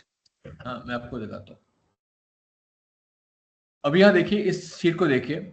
यहाँ पर मेरा ग्रॉस प्रॉफिट था 2,25,000, लेकिन नेट प्रॉफिट था 70,000। सो ग्रॉस प्रॉफिट तो हमेशा ज्यादा होगा, पर ओके। हमारे लिए ज्यादा इंपॉर्टेंट, ज्यादा जरूरी क्या है? हमारे लिए जरूरी है ग्रॉस प्रॉफिट नहीं, हमारे लिए जरूरी है नेट प्रॉफिट। नेट क्योंकि प्रॉफिट। ग्रॉस प्रॉफिट का मतलब क्या है? मैंने फिर से लेता हूँ जूता। मैंने जूते की फैक्ट्री लगाई, मेरे को जूता मैंने बेचा, मैंने 2 लाख रुपए के मैंने बनाए थे, मैंने 1,20,000 के, तो 80,000 का मेरा प्रॉफिट हो गया, ग्रॉस प्रॉफिट। लेकिन अभी मैं बहुत खुश हो गया भैया, 80,000 का मैंने प्रॉफिट कमा लिया। लेकिन ये मेरा सिर्फ ग्रॉस प्रॉफिट था, क्योंकि इसमें मैंने अपने ऑपरेटिंग खर्चे नहीं ऐड करे। बिजली पानी, लोगों की तनख्वाहें, मशीन का डिप्रिसिएशन, बैंक का लोन, मार्केटिंग का खर्चा, अपना ट्रैवल का खर्चा। मैं कभी रुड़की जा रहा हूँ, अल्मोड़ा जा रहा हूँ, दिल्ली जा रहा हूँ, बॉम्बे जा रहा हूँ, आना जाना, रहना, खाना पीना, वो सारे, जब वो सारे के सारे खर्चे, बिजली का वो खर्चा हो गया, मोबाइल फोन का खर्चा हो गया, इंटरनेट का खर्चा हो गया, ठीक है, जब वो सारे खर्चे ऐड करूंगा, तो मैं जब खर्चा ऊपर जाएगा तो प्रॉफिट कम हो जाएगा ना मेरा। तो मैं सिर्फ ग्रॉस प्रॉफिट को देख के, जो मेरा इस केस में एग्जांपल में 2,25,000 है, तो मैं सिर्फ ग्रॉस प्रॉफिट को देख के खुश नहीं हो सकता, मुझे नेट प्रॉफिट को देखना पड़ेगा। नेट प्रॉफिट मेरा ज्यादा इंपॉर्टेंट है, 70,000। अभी क्लियर हुआ? Yes sir, got it, thank you so much. Sir मेरा एक क्वेश्चन है। हाँ जी मैम। हेलो। हाँ जी, सर मेरा क्वेश्चन ये है कि जैसे आपने प्रॉफिट का तो बताया, हाँ बट हाँ मैं जैसे फैशन इंडस्ट्री से जुड़ी हुई हूँ, तो हाँ हाँ, उसमें कॉस्टिंग निकालना कई बार बहुत मुश्किल हो जाता है। रीजन ये है कि लाइक सपोज हमने कितने प्रोडक्ट्स बनाए, उसके हिसाब से इनिशियल कॉस्टिंग तो हम निकाल लेते हैं, लेकिन अब उसमें से कुछ नहीं भी बिकते, फैशन चला गया, तो वो प्रोडक्ट हमारे रखे रह जाते हैं।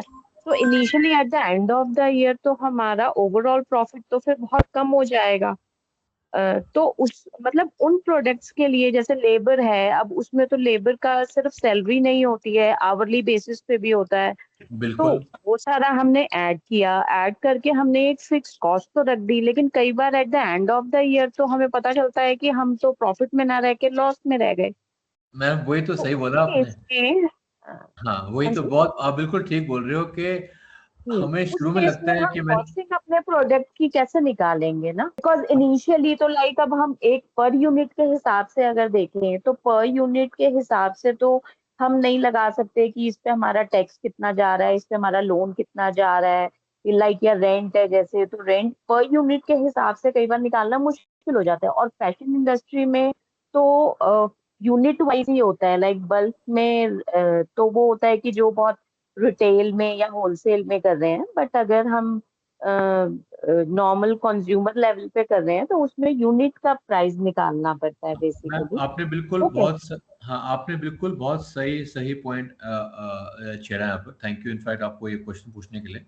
जो हमारा ग्रॉस प्रॉफिट होता है, एक एक टर्म होती है यूनिट इकोनॉमिक्स।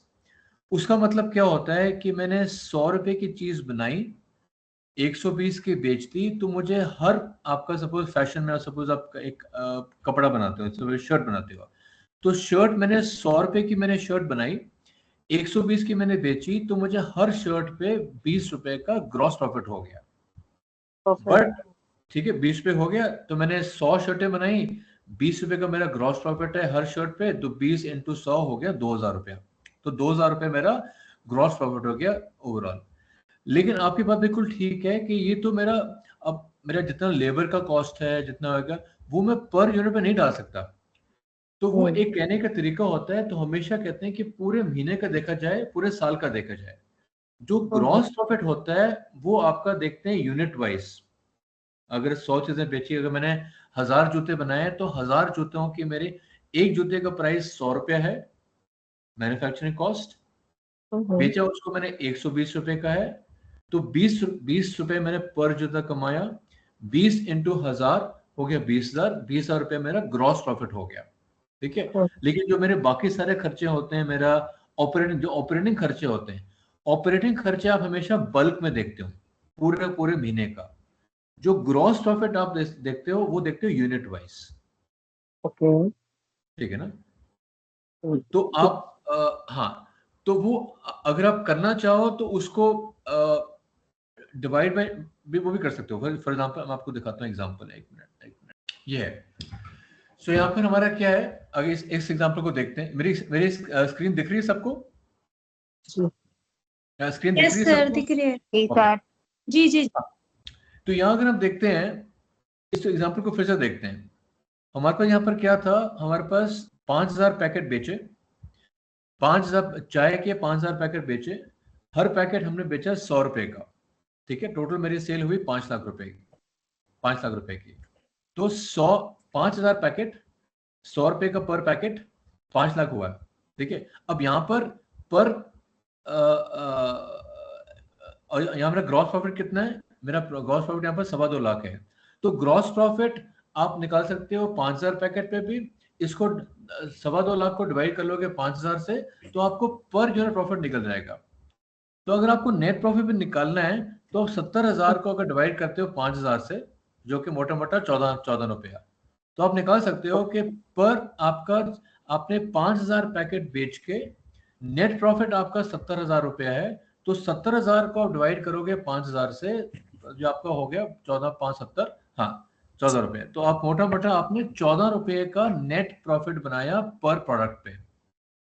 ग्रॉस प्रॉफिट आपका कितना हो गया, 2.25 लाख। अगर मैं निकालता हूँ 2.25 लाख डिवाइड बाय 5000, 45 रुपया।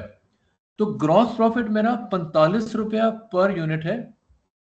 ठीक है। ऑपरेटिंग प्रॉफिट मेरा कितना है यहाँ पर 55, मेरा 95,000 डिवाइड बाय 5000, 19 रुपया, 19 रुपया। तो ऑपरेटिंग प्रॉफिट एबिटा मेरा 95,000 है, मतलब पर यूनिट अगर डिवाइड कर दूं 5000 से, तो मेरा ऑपरेटिंग प्रॉफिट 19 रुपया है। तो अगर देखा जाए, अगर आप इसको डिवाइड कर दो 1000 रुपये से, सॉरी 5000 पैकेट से, ना टोटल क्वांटिटी कितनी है उससे डिवाइड करते हो, आपको पर यूनिट आ जाएगा। ग्रॉस प्रॉफिट टोटल 2.25 लाख है, उसको डिवाइड कर लो 5000 से, आ जाएगा आपका 45 रुपया ग्रॉस प्रॉफिट है। ऑपरेटिंग प्रॉफिट आपका EBITDA 95,000 है, ये 5000 पैकेट के लिए, पर पैकेट कितना हो गया 19 रुपया। अब नेट प्रॉफिट आपका 70,000 है, कितने पैकेट है 5000, 70 को डिवाइड करो 5000 से, आपका आ गया 14 रुपया। तो जहां हम शुरू हुए थे, ग्रॉस प्रॉफिट मेरा पर यूनिट 45 रुपया, ऑपरेटिंग खर्चे ऐड करने के बाद वो रह गया 45 रुपया, सॉरी 19 रुपया, मैंने बाकी इंटरेस्ट डेप्रिसिएशन और वो ऐड करने के बाद वो रह गया 14 रुपया। तो मोटा मोटा मेरा अल्टीमेटली मेरा नेट प्रॉफिट 14 रुपया है, ना कि मेरा 45 रुपया। तो इसको आप पर यूनिट में देख सकते हो, लेकिन इसको आप टोटल में देख सकते हो। जैसे आपको देखना देख सकते हो, लेकिन ज्यादा इंपॉर्टेंट वो है क्लैरिटी। मुझे पता होना चाहिए कि मैं कितने का बना रहा हूँ, कितने का बेच रहा हूँ, बनाने के बाद मेरे बाकी खर्चे कितने हैं, मेरे फिक्स कॉस्ट कितने हैं, मेरा वेरिएबल कॉस्ट कितना है, उनको माइनस करने के बाद मेरा आ गया ऑपरेटिंग प्रॉफिट। ऑपरेटिंग प्रॉफिट में से मैंने बाकी बैंक का लोन का इंटरेस्ट, मेरा इनकम टैक्स, मेरा डेप्रिसिएशन, वो माइनस करने के बाद मेरा नेट प्रॉफिट आ गया मेरा। तो ग्रॉस प्रॉफिट 45 रुपया, ऑपरेटिंग प्रॉफिट 19 रुपया, नेट प्रॉफिट 14 रुपया। आई होप ये थोड़ा कुछ समझ हुआ, कुछ हुआ, क्लियर हुआ? नहीं सर, वो तो मुझे प्रॉफिट वाली चीज तो क्लियर थी।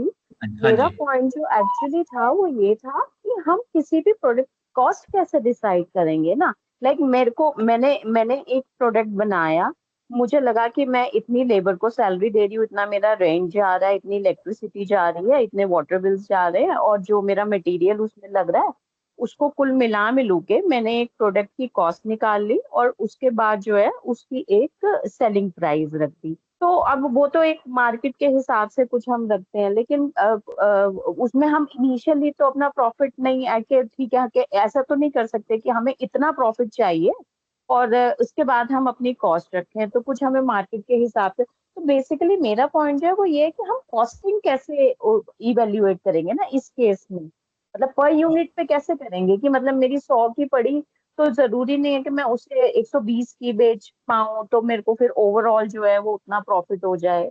वो पॉइंट है मेरा एक्चुअली। तो मैम मेरा मतलब जो मुझे कॉस्टिंग कैसे निकालें किसी भी प्रोडक्ट की। मैम कॉस्टिंग निकालनी है कि प्राइस? आपको आपकी कॉस्टिंग कॉस्टिंग का मतलब हो गया कि मुझे कितने का पड़ रहा है। Sorry, I mean pricing, selling हाँ प्राइस, प्राइसिंग, सॉरी हाँ सॉरी। Pricing yes. प्राइसिंग मैं वही, हाँ। सो हाँ तो मैम जी। उसके लिए हमने ये डिस्कस करा था कि 3-4 तरीके होते हैं। बेस्ट तो रहता है कि मुझे कंपटीशन, ताकि बिकॉज बेस्ट तरीका होता है कंपटीशन के हिसाब से कि ताकि ना मैं ज्यादा महंगा हूँ, ना मैं ज्यादा सस्ता हूँ। हम्म। ठीक है ना? अब सपोज मार्केट में सपोज कोई आप फैक्ट्री लगाते हो जूतों की, आप सपोज आप फैक्ट्री लगाते हो नए टाइप के और डाइजेस्टिव बिस्किट्स बनाने की। अब मार्केट में ऑलरेडी बहुत सारे कंपनियां हैं बिस्किट बनाती हैं। ठीक है, ब्रिटानिया है, न्यूट्रिका है, बहुत सारे बिस्किट्स हैं। अब ऑलरेडी कंपनी मार्केट में 10 कंपनियां हैं, 11वीं कंपनी आपकी आ गई, तो जी। आपके पास कस्टमर क्यों आएगा? आपको आपको आपकी कॉस्ट पता है, अब आपको प्राइसिंग निकालनी है। तो प्राइसिंग का अगर तो आपको बहुत कॉन्फिडेंस है अपने आप पे, यार नहीं मेरा तो प्रोडक्ट बहुत बढ़िया है, इसका टेस्ट बहुत बढ़िया है, या इसमें इसके हेल्थ बेनिफिट बहुत ज्यादा है, ठीक है, या उसमें बाकियों का साइज बिस्किट का छोटा होता है, मैं पर पीस आपको साइज ज्यादा दे रहा हूँ। ठीक है, तो अगर तो आपके प्रोडक्ट में कुछ खासियत है, फिर तो आप ज्यादा प्राइस डिमांड कर सकते हो। अगर आपके प्रोडक्ट में कुछ खास नहीं है, थोड़ा बहुत ऊपर नीचे है, फिर बेस्ट रहता है कि आप कंपटीशन के हिसाब से प्राइसिंग करो। ठीक है, या जैसे बहुत सारी चीजें होती हैं डिमांड के हिसाब से। ठीक है, अब जैसे डिमांड में आपकी चॉकलेट्स होती हैं, अब दिवाली का टाइम आता है, रखड़ी के टाइम में आते हैं, दशहरा के टाइम, या कोई फेस्टिवल। ठीक है, तो जो इसको कहते हैं सीजनैलिटी इंडेक्स, मौसम के हिसाब से, सीजन के हिसाब से, महीने के हिसाब से, फेस्टिवल के हिसाब से, अगर आपके प्रोडक्ट की डिमांड ज्यादा बढ़ रही है तो आप प्राइस ज्यादा कर सकते हो। ओके। ठीक है, तो वो ये 3-4 तरीके होते हैं। ठीक है, या अगर आपको है कि भैया मेरे को तो मेरा प्रोडक्ट तो 100 रुपए का बन रहा है, मुझे कंपटीशन से कुछ नहीं है, मुझे पता है मेरा प्रोडक्ट बहुत अच्छा है, मेरे को तो इसमें 15% या 20%, 30% चाहिए। ठीक है, मैं तो प्राइस इसको करूंगा। ठीक है, बेशक सेल कम हो जाए। अगर तो आपका वो आपका है माइंडसेट, तो वैसे कर सकते हो। दूसरा है कि मैं चीज बना रहा हूँ 100 रुपए की, लेकिन मुझे पता है इसमें जो मैं हनी बना रहा हूँ इसमें प्योरिटी बहुत अच्छी है, अच्छी क्वालिटी का है, बिल्कुल फ्रेश है, और इसमें कोई पुराना नहीं है, कोई मिलावट नहीं है, कोई केमिकल्स नहीं है, इसके हेल्थ बेनिफिट बहुत ज्यादा है। तब मैं अपने प्रोडक्ट के हिसाब से इस पे प्राइस ज्यादा कोट कर सकता हूँ, क्योंकि मुझे पता है कि कस्टमर आएंगे। अगर मेरे प्रोडक्ट में कुछ खासियत नहीं है, मोटा मोटा कंपटीशन के हिसाब से ही है, तो मैं फिर अपने प्रोडक्ट को बीच में रखता हूँ, ना ज्यादा महंगा ना ज्यादा सस्ता, बिकॉज ज्यादा सस्ता कर दूंगा तो लोग बोलेंगे सस्ती चीज है मतलब अच्छी नहीं है। ह्यूमन टेंडेंसी होती है ना, ह्यूमन टेंडेंसी होती है, सस्ता बिक रहा है नहीं अच्छा नहीं है। महंगा है नहीं, अगर महंगा है मतलब अच्छा है, लेकिन बहुत ज्यादा महंगा भी नहीं करना कि तो लोग खरीदना है इसको। चौथा है डायनेमिक प्राइसिंग कर दो, ठीक है, कभी मार्केट के हिसाब से जो ज्यादा कंपटीशन है वहाँ प्राइस थोड़ी कम कर दो। जहाँ आपको लगता है तो वो आपको देखना पड़ेगा कि आपका कौन सा प्रोडक्ट है। अब सपोज आपका आपका फैशन का है, अब उस पर डिपेंड करेगा, आपको उस पर डिपेंड करेगा आपका मॉडल क्या है, आपको B2B है कि आप बना के किसी और मैन्युफैक्चरर को बेच रहे हो, वो आगे आगे बेच रहा है, आपका ऑनलाइन है या ऑफलाइन है। ऑनलाइन D2C मॉडल है तो आप प्राइस कम कर सकते हो क्योंकि उसमें आपका कोई मिडल मैन नहीं है, कोई ब्रोकर नहीं है, कोई एजेंट नहीं है। आपने बनाया, सीधा आपकी वेबसाइट से लोगों ने खरीदा, सीधा फैक्ट्री से, मैं आपका कस्टमर हूँ, सीधा फैक्ट्री से मेरे घर पे पहुंच जाएगा, ठीक है। तो उसमें आपका मिडल मैन कोई कमीशन नहीं है, कोई किसी को इंसेंटिव नहीं दे रहा, तो इसमें आप प्राइस कम कर सकते हो। तो वो आपको बहुत सारी चीजें देखनी पड़ेंगी कि आपको प्राइसिंग कैसे करनी है इसकी। आई होप मैं कुछ थोड़ा क्लियर कर पाया। जी जी, thank you so much sir. हाँ जी। और किसी किसी का कोई डाउट, कोई और डिस्कस करना चाहेगा प्राइसिंग के बारे में, ऑपरेटिंग कॉस्ट के बारे में, fix cost, variable cost, gross profit, या कोई अपना कुछ एग्जांपल देके बताना चाहेगा कि आप लोग कैसे कर रहे हो आपके बिजनेस में, आप कैसे। सर कैन आई आस्क या हाँ जी प्लीज। One question? या प्लीज। सर मैंने जैसे अपना कैफे का बिजनेस 1000 रुपीज से एक्चुअली स्टार्ट किया था, तो ये बहुत लो कॉस्ट है जिससे हम एज अ कैफे या होम स्टे स्टार्ट करते हैं। बट स्टिल लाइक जो भी मेरा इनकम आता है ये अभी मैं आज तक का निकाल नहीं पाई क्योंकि मैं प्रोफेशनल नहीं थी इन चीजों में। बट स्टिल जैसे समझ में आ जाता है बिना निकाले भी कि आप माइनस मार्किंग में चल रहे हैं या प्लस में चल रहे हैं या आप नील चल रहे हैं। तो मेरे को अभी तक जैसे लगा है कि मैंने कैफे से होम स्टे में तब्दील तो कर लिया, बट मेरे को अभी तक इसमें इतना समझ नहीं आ पाया कि मैं ज्यादातर मतलब ना ही मैं प्रॉफिट में आ पा रही हूँ ना ही मैं माइनस में आ पा रही हूँ। मतलब मैं नॉर्मल ही चल रही हूँ, जितना आ रहा है लगभग उतना ही लग जा रहा है पैसा। ओके, तो मैम इसके लिए ना आपको देखना पड़ेगा, आपको जैसे मैंने बताया, आपके अगर आप प्रॉफिट में नहीं आ पा रहे, देखो प्रॉफिट क्या होता है, सिंपल चीज है, प्रॉफिट क्या होता है, आपने कितने का बेचा और कितना आपको पैसा आया, मतलब कितने का बेचा और अपने पिता कितना पैसा खर्चा। प्रॉफिट के दो ही तरीके हैं, या तो सेल्स बढ़ा दो या खर्चा कम कर दो। तो अब आपको देखना पड़ेगा कि आपके खर्चे कौन से हैं। आपका अ, आपकी मैन्युफैक्चरिंग कॉस्ट ज़्यादा तो नहीं, अब आपके केस में आपका तो अभी आपका होम स्टे है, ठीक है। अब होम स्टे में आपको देखना पड़ेगा आपके होम स्टे में क्या क्या खर्चे होते हैं, ठीक है। जी उन खर्चों को भी लिखिए आप, वहां पर जी सर। देखिए कि आप कहाँ पर अपना खर्चा कम कर सकते हो। आपको आप ज़्यादा कर रहे हो एडवर्टाइजिंग, या आपका होम स्टे को चलाने के लिए आपका खर्चे बढ़ रहे हैं, बेडशीट ज़्यादा चेंज हो रही है, बिजली पानी ज़्यादा खर्च में यूज़ हो रहा है, या आपको किसी को कमीशन देना पड़ रहा है कस्टमर को लाने के लिए, या आपका अगर अपना नहीं है रेंट पे लिया हुआ जगह तो रेंट आप ज़्यादा दे रहे हो, बिजली को कैसे कंट्रोल कर सकते हो। तो आपको वो सारे एरिया देखने पड़ेंगे, आपके ओवरहेड्स क्या क्या हैं, ठीक है। आपने लोग ज़्यादा रख लिए हैं कहीं, ये तो नहीं कि आपने 2-3 लोग एक्स्ट्रा रख लिए हैं, लोगों की जरूरत नहीं है, एक्चुअली ठीक है। अभी मैं ये 11 साल से जैसे अकेले चला रही हूँ। हाँ जी, तो ये गांव में 2 किलोमीटर नीचे है, तो क्या है ये मेरा अपना गांव है। तो ठीक है, अपने गांव में एक छोटी बच्ची के अंडर जॉब कोई करना नहीं चाह रहा है या ठीक है, लोकल इस तरीके से देखता है कि मैं मतलब एज अ वुमेन ये वाले काम के लिए सक्षम नहीं थी और मैंने करा है, तो मैं कुछ इस तरीके से करी, तो उस वजह से मैं से बस सर्विस के लिए काम के लिए लोग मिल नहीं पा रहे एक्चुअली। ठीक है, बाकी सब चीज परफेक्ट है बट काम के लिए लोग नहीं मिल पा रहे, एक रीजन ये है। और थोड़ा गवर्नमेंटल रीजन है, जो रोड सही नहीं है तो उस वजह से लोग नहीं आ पाते। ठीक अदरवाइज है, जो मेरे को लगता है कि एज अ कुमाऊं को दर्शाने के लिए मेरा कैफे सबसे बेस्ट है अभी तक, जितना मैंने लोगों से रिव्यू लिया है। और 4 साल ही हुआ है मुझे होम स्टे खोले हुए, तो जिसका हम्म। मुझे ज्यादा आइडिया नहीं था। बट अकॉर्डिंग टू लोगों के रिव्यू के लिए तो मुझे जैसे चाहिए कि एक दो लोग मैं इस पे और जोड़ूं सर्विस के लिए, तो लोगों को थोड़ा और हेल्प मिल जाए नहीं, जिससे मैं अगर प्रॉफिट के लिए भी हाँ, देख सकूं। नहीं अच्छी बात है, आप अगर आप अच्छी बात है अगर आप 4 साल से चला रहे हो और आपको बहुत अच्छा फीडबैक मिला लोगों से, लोग आके रह के खुश हैं यहाँ पर, ओवरऑल आसपास आपका अच्छा नाम बन रहा है। फिर इसमें आप ये कर सकते हो कि आप देखो, जैसे मैंने बताया, प्रॉफिट क्या होता है, आपकी सेलिंग सेल्स माइनस खर्चे, तो अगर आप खर्चों को कंट्रोल नहीं कर सकते तो, और अगर लोग एक्चुअली बहुत खुश हैं, तो कहीं ऐसा तो नहीं कि आप बहुत जो चार्ज कर रहे हो अपने कस्टमर से बहुत कम चार्ज कर रहे हो?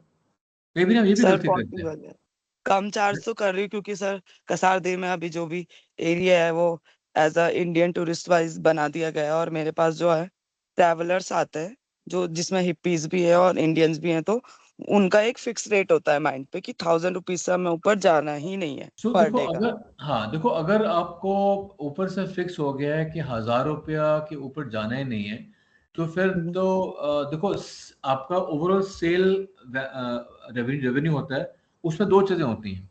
हम्म, प्राइस पर ट्रैवलर जो फिक्स हो गया 1000 रुपया, अब यस, आप 1000 रुपये को चेंज कर सकते हैं।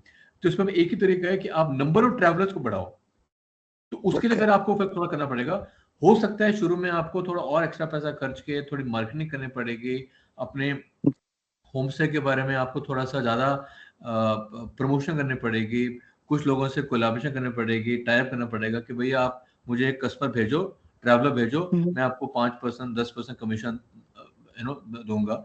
तो वो सारे आपको चीजें करनी पड़ेगी। देखो, या तो आप प्राइस बढ़ा सकते हो 1000 के ऊपर, वो आप कह रहे हो नहीं बढ़ा सकते हो, ठीक है, कोई प्रॉब्लम नहीं है। या फिर हाँ आपके क्योंकि सर अभी स्टार्टिंग है ना एक्चुअली, अभी मैं अगर एकदम हाई रेट कर दूंगी तो मुझे पता है जो 4 लोग आ रहे हैं उसमें से फिर एक जना आएगा। मैं वो ठीक है, मैं मानता हूँ, पर उसमें फिर एक ही तरीके, अगर आप प्राइस नहीं बढ़ा सकते, फिर आपको अपने नंबर ऑफ कस्टमर बढ़ाने पड़ेंगे।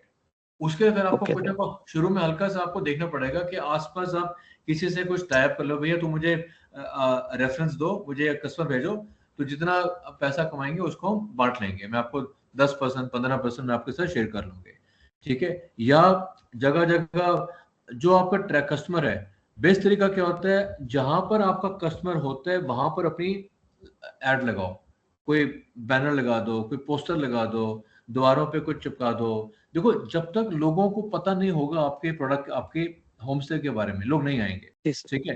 अब वैसे तो आप कोशिश करो कि अगर आप अगर आपके कस्टमर आके आके जाते हैं, खुश हैं, और 4 साल से आप कर रहे हो, फिर तो आप 1000 रुपये को आप ट्राई करके देखिए, थोड़ा बढ़ा लो।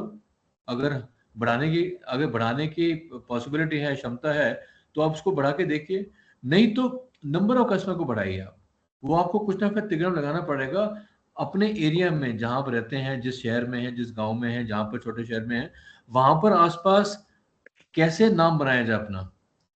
थोड़ा सा जी आपको इसमें और मेहनत करके, लोगों से टाइप करके, थोड़ा कमीशन बांट के, एडवर्टाइजिंग करके, मार्केटिंग करके, अपना वो आपको करना पड़ेगा। जी, देखो, प्रॉफिट बढ़ाने के वही तरीके होते हैं, या तो खर्चे कम कर लो, ठीक है। अब खर्चे वो आपको देखना पड़ेगा कि आपके खर्चे ज्यादा कहाँ जा रहे हैं। आपको ऑपरेशनल खर्चे ज्यादा हैं आपके, या अगर आपकी अपनी जगह है फिर रेंट नहीं होगा, वो फिर अच्छा है। हाँ सर अगर अपनी जगह में जैसे रेंट नहीं है पर ऑपरेशन खर्चा ज्यादा है क्योंकि हाँ मुझे हर चीज यहाँ पे लेनी पड़ती है। हाँ, तो वो फिर आपको देना, अगर आप कह रहे हैं कि आपके खर्चे ज्यादा हैं, ऑपरेटिंग एक्सपेंसेस ज्यादा हैं, तो उसको कैसे कम कर सकते हैं वो देखिए आप। और कोई कोई डाउट्स, किसी को कोई डिस्कस करना चाहेगा, अपना बिजनेस डिस्कस करना चाहेगा कोई?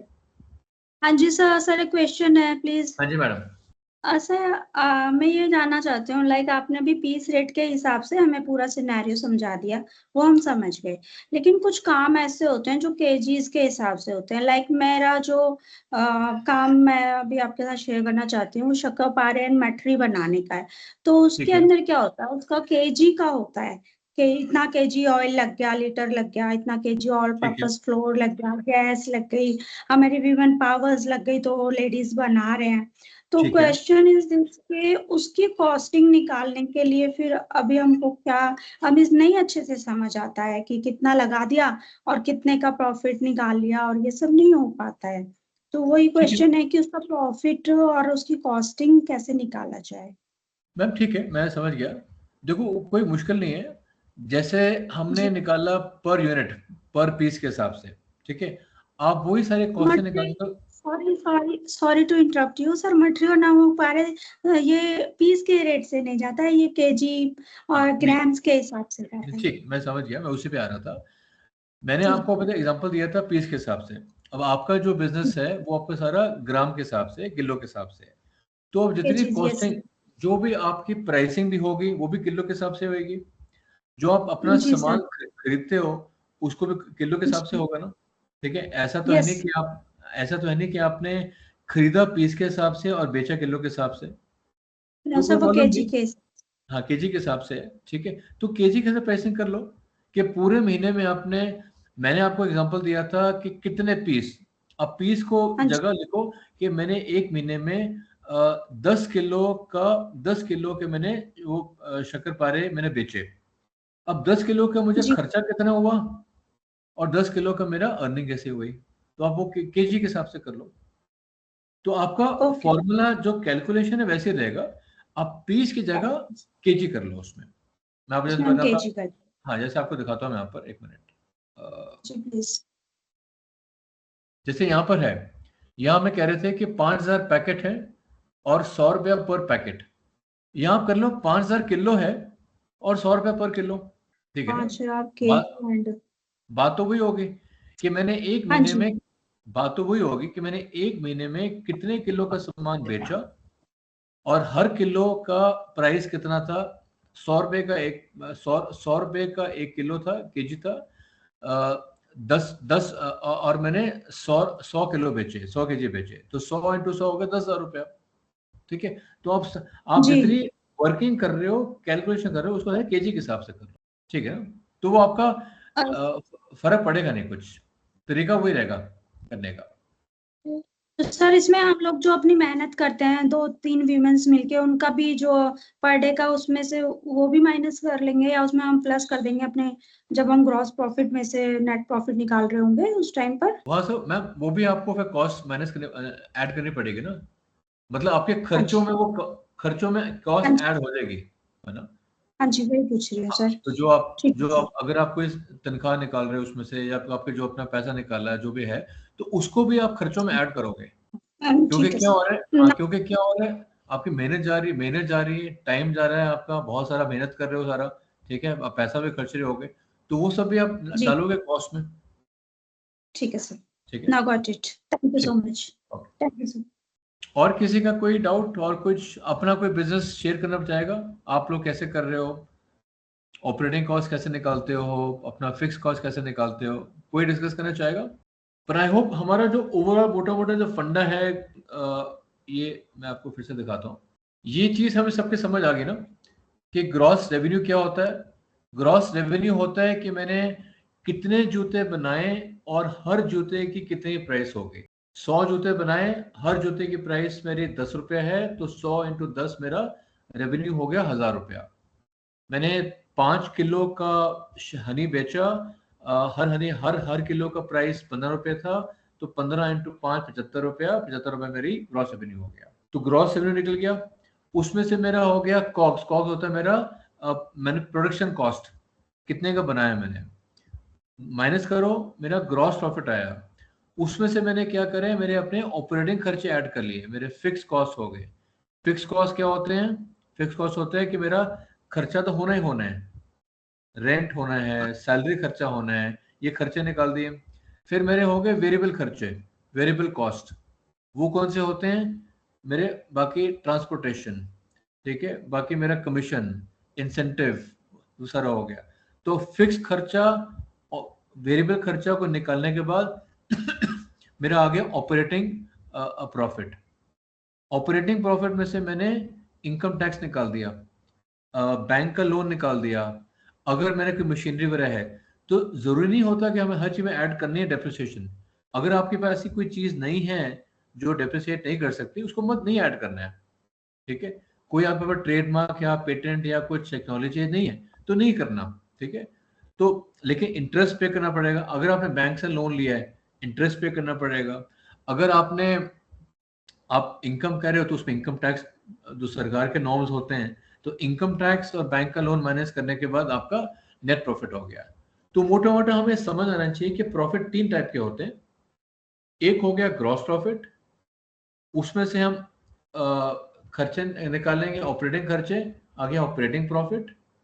उसमें से हम इनकम टैक्स और बैंक लोन निकाल देंगे, वो हो गया मेरा नेट प्रॉफिट। तो ये समझना बहुत जरूरी है, और ये हम सबके लिए बहुत जरूरी है कि हमें पता होना चाहिए कि हमारा ओवरऑल खर्चा कितना है, वो ठीक है।